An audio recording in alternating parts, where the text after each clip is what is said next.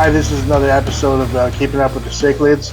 I'm actually here on location here at Lake Forest. Um,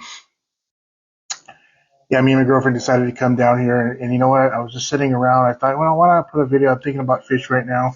Why not put a video about the 5 things that you can do to improve your cichlid fish's health, survival rate, I guess you can say, and to get them to overall thrive in your fish tank. Okay. Um, No. Um, my girlfriend is snoring in the back, so please don't mind her. Um, but yeah, so anyhow, I just want to mention too. Also, you're wondering like why, we should listen to this guy. Who the hell this guy is? I'm just a fish enthusiast. Been a fish enthusiast for about 10 years. I went to a fair, won a goldfish, got it, brought it home, put it in my tank, and it died right away. And from that point on, I wanted to know why it died. I wanted to figure out what I did wrong. And so therefore, that's kind of like what got me off into the hobby. And then from that point on, it was, all systems go. I was, um, I was hooked. And so since then, I've been in my hobby a little over 10 years now. Hardcore going to the fish shops. I mean, I used to go like every day almost to my fish store. I would go visit different ones. Um, Trying different things. Uh, at one point, I had like 9 aquarium tanks. I know there's a lot of people that have more, but for me, that was a lot. 9 tanks, and just trying out different things and just learning a lot of things while I was doing that. So I feel like I have a lot of knowledge to give, and even though there's a lot of people, it's saturated with people with channels on YouTube with or any other place, social media place about fish. I understand there's a lot of people um, that do it, but hey, I'm just giving you what I know because I feel like I have some knowledge that can help others, and so I'm going to do it. Right? Let me just fix this camera. This is kind of bothering me. 1 second.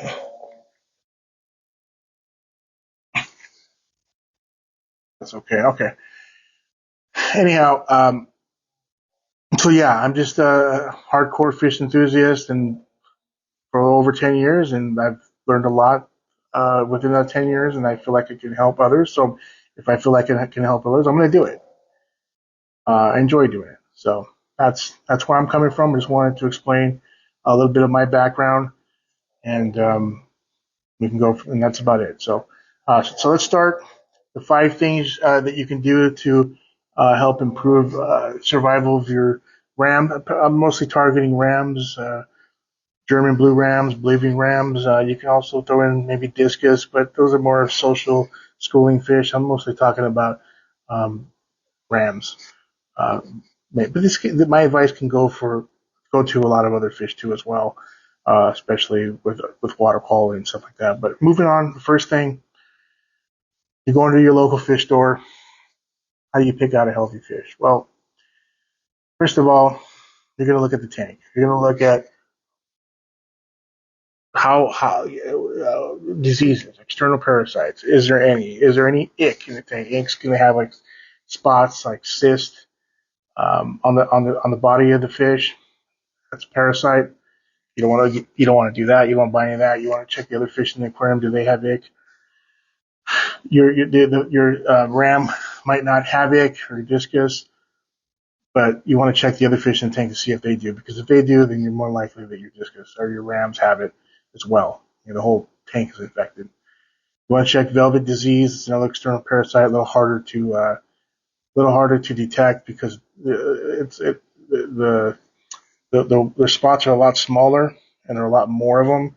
It looks like dust on the fish, and it's just not as bright. It's just smaller, so a little harder to detect, but very, very deadly and very, very contagious.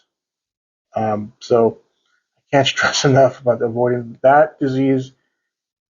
Even if you detect it early, a lot of times it'll still wipe out your whole tank. It's very contagious. You need to use copper usually to take care of that, but that's a whole nother. I don't want to get off track, but yeah. So you want to check for any external parasites. Make sure there's nothing in there. None of the fish have that. You also want to check for bacteria. You want to check for you look at their fins.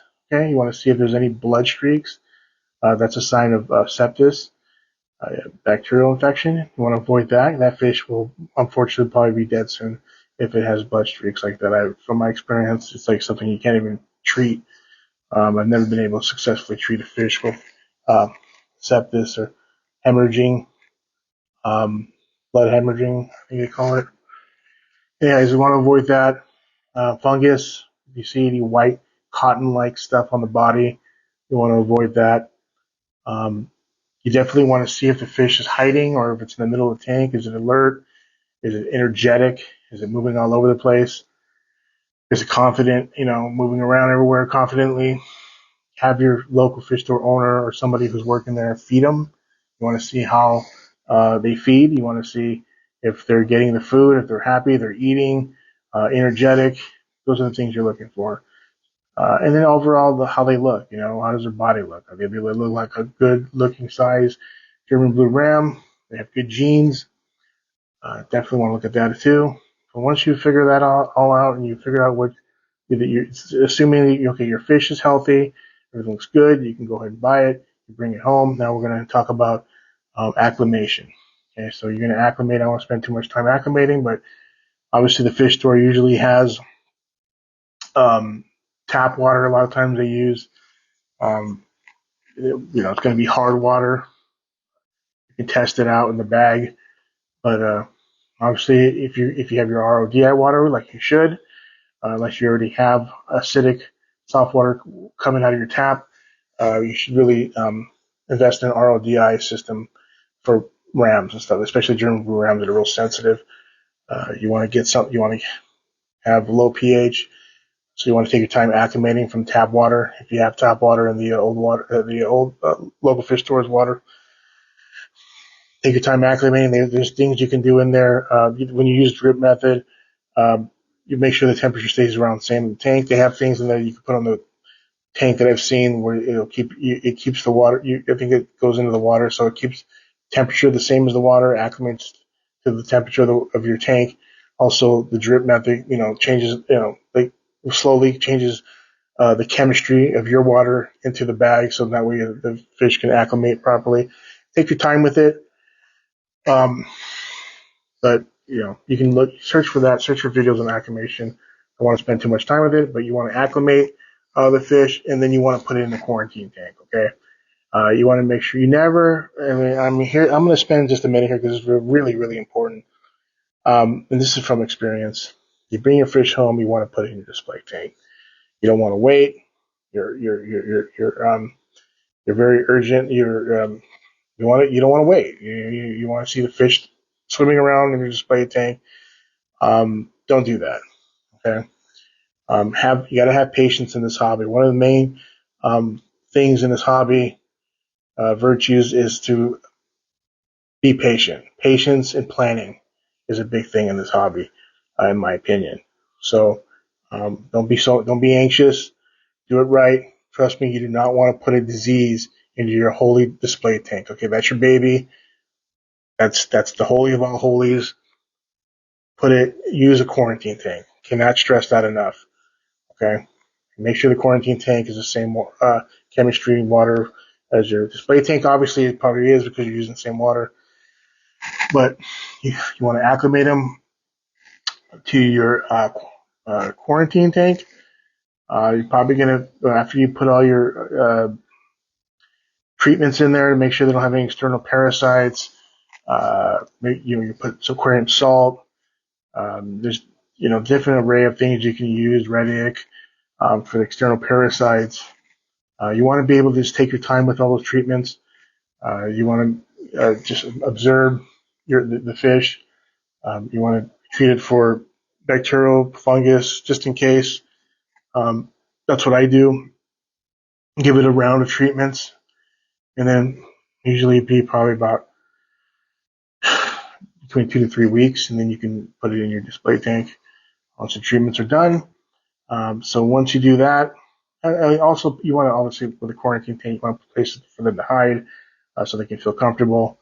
So that way they can their immune system doesn't become suppressed because they're stressed or something like that. So just make sure you put hiding places and so forth. And so once that's over, let's say he's good or she's good, everything's fine. Then you can go ahead and put in your main tank. Now, I want to discuss really quick. I've done a video about this before many years ago. You can check it out on my YouTube channel. I think it's called pH. It's got my discus in the tank. Uh, yeah, so pH, very important when it comes to German blue rams, even Bolivian rams, or any ram. Uh, they like soft acidic water. Now, I've seen many times, watched many videos where people will say, I use hard water, 8.2, they're completely fine. Okay, well, you know what? They're merely surviving. I want to credit a video that I watched from Scuba Steve on here. He talks about pH, he talks about how important it was, and I watched it and I bought an RODI system from that. So ever since I bought the RODI system, I had better success with those type of fish. So you want them to survive. I mean, you don't want them just to merely survive. You want them to thrive. You want them to do well. You want them to be healthy. In order to do that, acidic water, okay? Acidic water. Don't mess around with that, in my opinion. Just get soft water, get an RODI system, put your additives in there, and make sure that you have soft water for these rams. They come from South America. They come from the rivers, the Amazonian forest. Come from the creeks. It rains a lot. Okay, when it rains, it's low pH, 5, 6. You know, they're not handling 8. It's low pH. That's what they're used to. They're used to clean water, so that's what they need. So let's make sure the water quality is good. Make sure you obviously don't have any zero ammonia. Make sure that you have zero nitrites. You don't ever want to have any type of that is not acceptable. They don't tolerate it. It's very toxic. Which brings me to nitrates. You obviously want to keep it less than 20 ppm parts per million. 10 is optimal. Anything less than that is even better. But another thing very important that I believe you want to have an established aquarium. Established aquarium. What I mean by that is you want to have an aquarium that's at least by minimum of 3 months old. So in that way you've had time to establish the beneficial bacteria needed. You want to have a colony in there.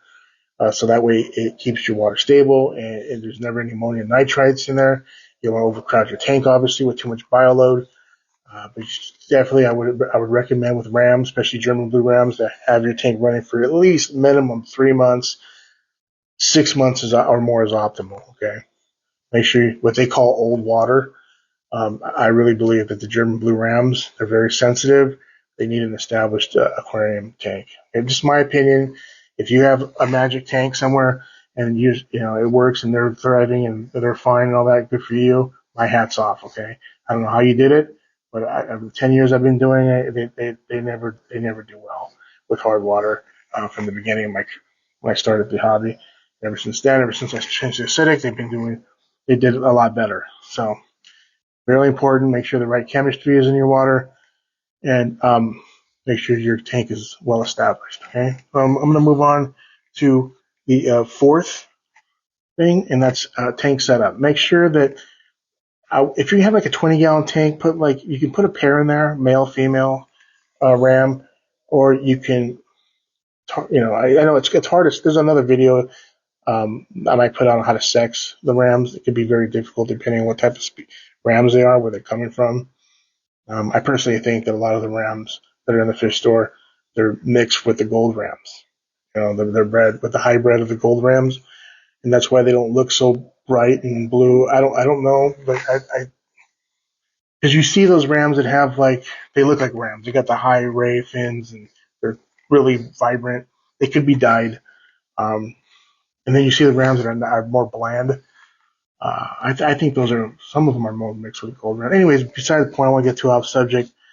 But tank setup, if you want a pair, get a pair, or just have one German blue round. If you have a 20-gallon tank, if you have a bigger tank like 60 or more, then you can get more.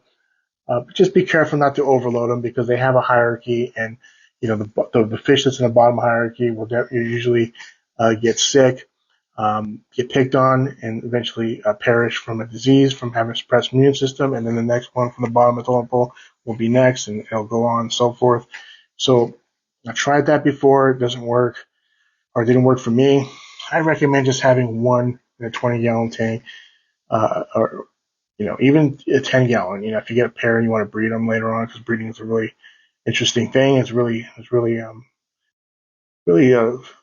it's a really cool thing in the hobby if you get into breeding.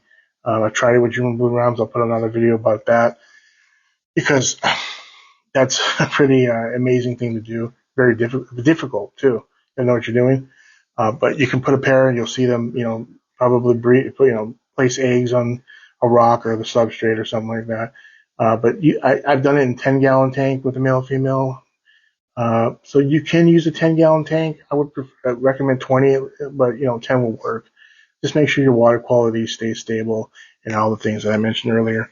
Um, and then make sure that you don't have any, obviously no other fish picking on your rams. Okay. Um, so just make sure the environment's right. And plant a tank. Okay. Plants bring a lot of good things to a tank. There's a lot of pros with plants. One thing, it provides oxygen. Secondly, tanks like to use nitrates as an energy source, so you keep your nitrates down. I had a 10-gallon tank one time, a male breeding tank, a male female German blue rams, and I had duckweed on top of it. Some people love it, some people hate it. In this case, it worked really well for me at the time. I used duckweed, and my nitrate stayed low, like hardly even any in there, hardly any, like probably 5 parts per million after a month of having these two German blue rounds. I mean, the water just stayed immaculately clean using duckweed and plants. So, plants definitely add a lot of benefits to the aquarium as far as keeping the nitrates down, providing oxygen, also providing hiding places for the fish. Okay, if German blue ram has plenty of hiding spots, they're generally going to be a lot happier. They're going to feel a lot more safe. They're not going to be anxiety. And like if you've ever had anxiety, they're like humans. You have anxiety, you go out and say you have social anxiety, you go out. If you know you have a place you can run to, at any time at your disposal, it'll usually calm you down. At least it calmed me down when I had anxiety problems. Still do sometimes.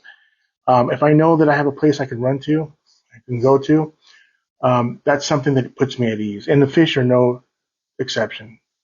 Okay, they'll do the same thing.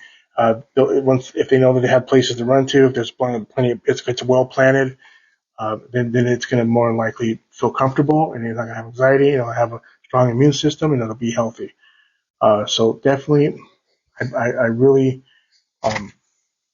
believe in plants. That it really adds to your aquarium. I really recommend them. You can get hardy plants like Anubias, Amazon swords, um, jungle val, Java fern, moss. What do you call it? Java moss. Those are the hardy, easy plants to grow.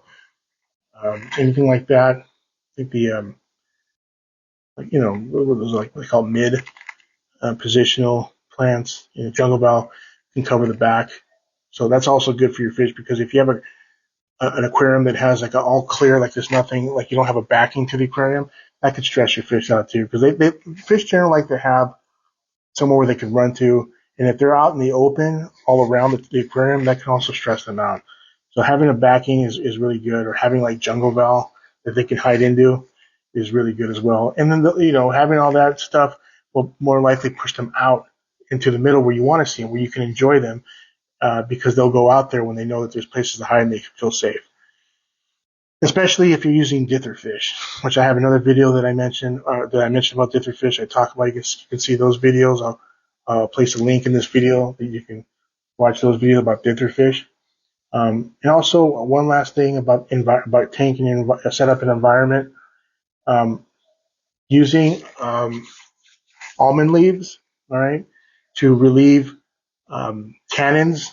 So then that way your tank can get the natural biotope of the creeks and rivers that they come from. I think the fish like rams and discus do a lot better when you have tannins that are seeping out of the leaves, and then they tint your tank. Not only do I personally think it looks better aesthetically, it's I think the fish actually like it better because it's darker. Um, you know, I mean, darker is always going to be better than a lot of light. They feel more secure being more dark and dingy. Again, hiding. They like to hide. So I think a tan tinted tank not only does it look better, it looks more natural to their biotope, which that's another thing about the hobby is having natural biotopes for whatever fish you're buying, which is really cool to follow. Keeping it real, keeping it normal, keeping it South American cichlid, Amazonian style biotope is definitely something that I've always done. And you can buy the almond leaves on eBay. You can buy them at your local fish store. They can be expensive. I would recommend just buying them on eBay because fish stores can be pretty expensive with the leaves. Or you can use peat and put it in your filter.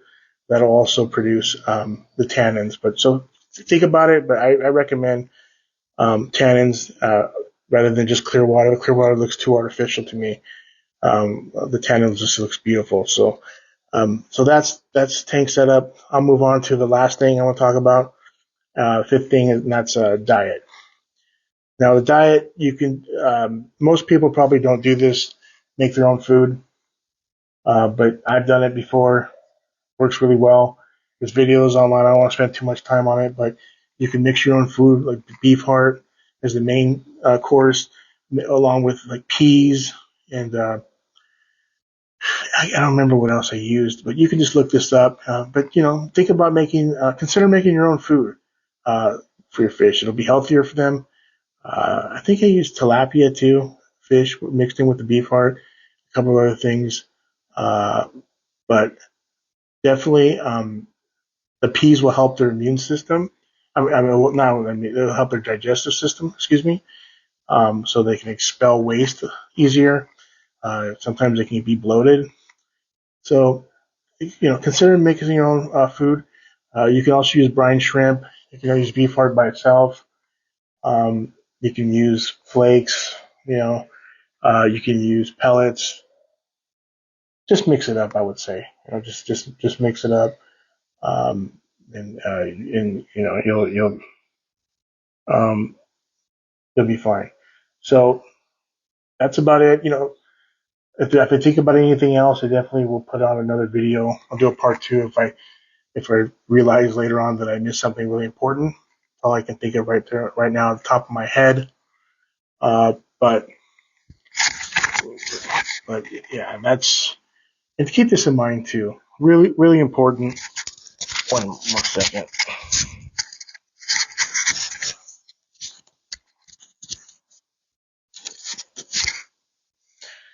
All right, keep in mind too. Even after doing all the things I mentioned, there's always a good chance your ram could still die. It's part of the hobby. Fish dying. A lot of times they'll die. You'll never know why they died. Diagnosing fish disease, in my opinion, is one of the hardest things to do in the hobby, and figuring out what treatment to give them.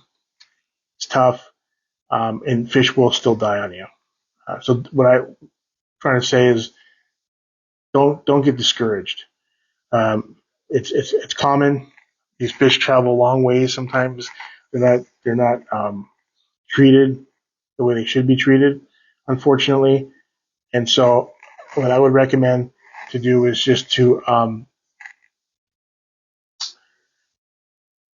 what I would recommend is just to hang in there, don't get discouraged, and just know that that's normal.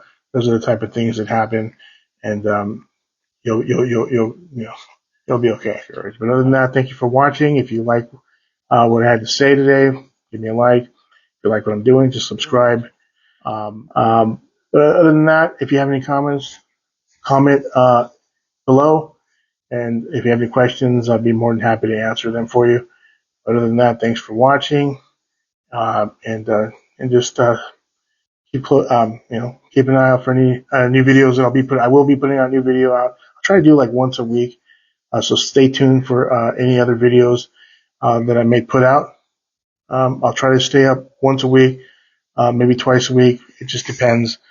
I have to think about subjects that I want to talk about.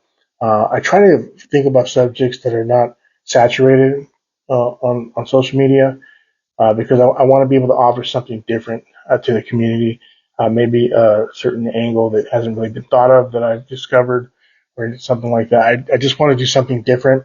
I don't want to just regurgitate what's already out there and saturated.